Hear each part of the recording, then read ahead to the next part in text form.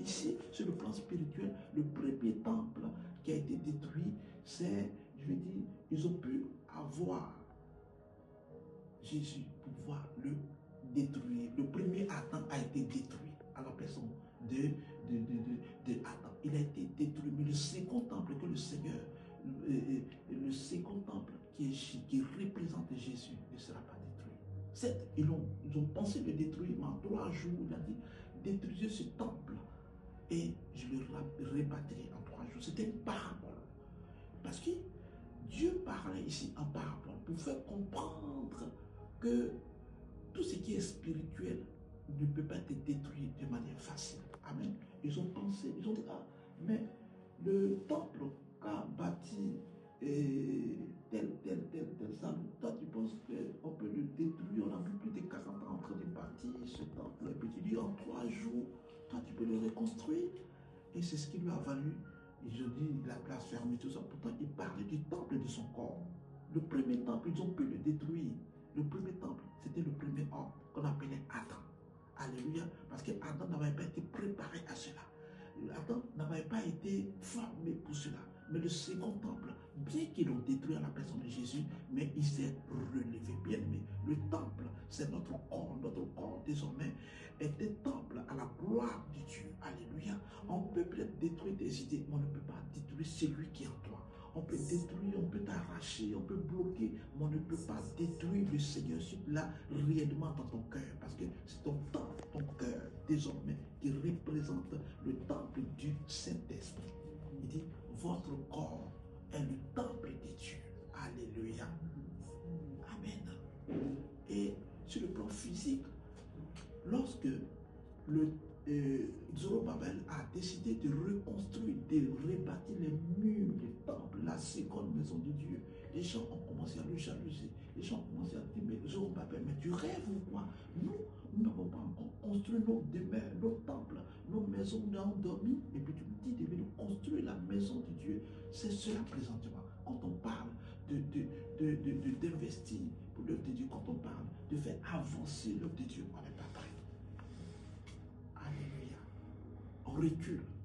Mais quand il s'agit, peut-être pour notre propre bien, là, on est pressé de le faire par moment. Alors que c'est à part de ce que le Seigneur nous a confié qu'il nous jugera.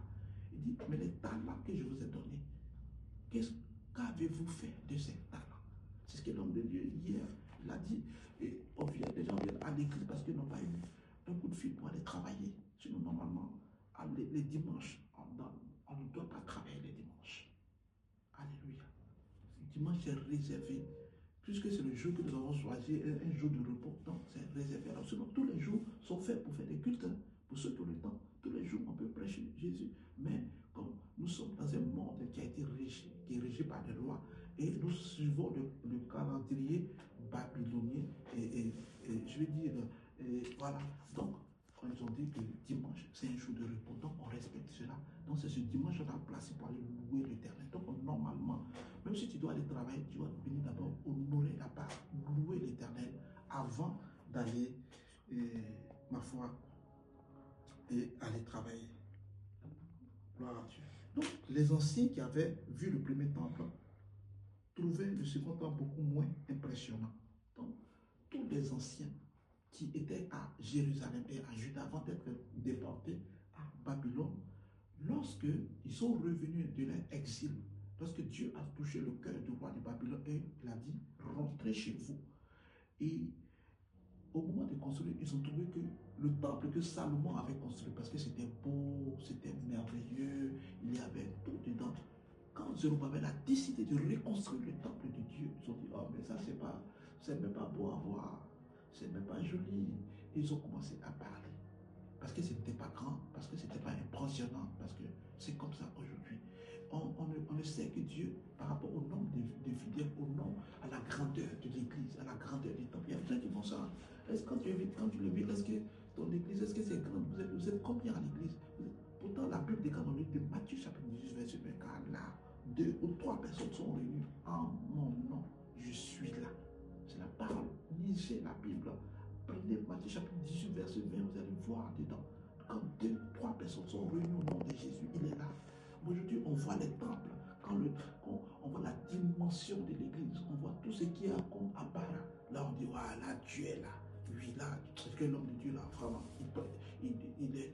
Nous ne sommes pas contre l'important, au contraire, c'est la gloire de l'éternel. Ça dénote de la gloire de l'éternel. Mais il ne faudra pas que nous fassions des temples des idoles. Nous fassions pas que nous fassions des temples de quelque chose. Ce qui importe, c'est la parole de Dieu. Même si vous êtes dans un boutique, que le nom de Jésus est glorifié, c'est le ciel qui gagne.